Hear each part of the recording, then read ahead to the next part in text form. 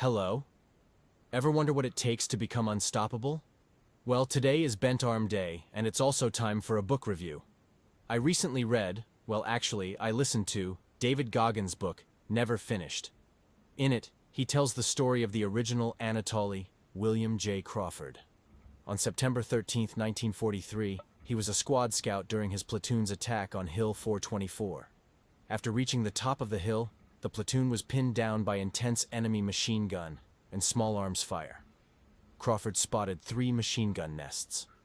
With incredible bravery, he crawled under rivers of bullets, armed with hand grenades and his rifle, and destroyed each one of them. After taking out the last one, the Germans began to retreat, but not before capturing Crawford. He was presumed dead, so in 1944, his father received the Medal of Honor, the highest military decoration in the U.S. military, on his behalf. He was later found that same year, in a liberated prisoner of war camp, completely unaware of the fame around his name. He re-enlisted in the Army in 1947 and retired 20 years later as a master sergeant. After his military career, he worked as a janitor at the U.S. Air Force Academy. Think about that. The person mopping the floors and cleaning the bathrooms was the same person those cadets aspired to become. I'm sorry, it's crazy. Can I clean here? It's not problem. Yep. Crawford's story reminds me of how heroes walk among us, often unnoticed. Take a trip to the grocery store, for example.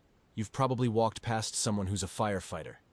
That person has likely saved dozens of lives, and yet there they are, just a normal-looking dude buying bananas. They're real-life superheroes, like Spider-Man taking off his suit and going back to a normal life where nobody knows that he's Spider-Man.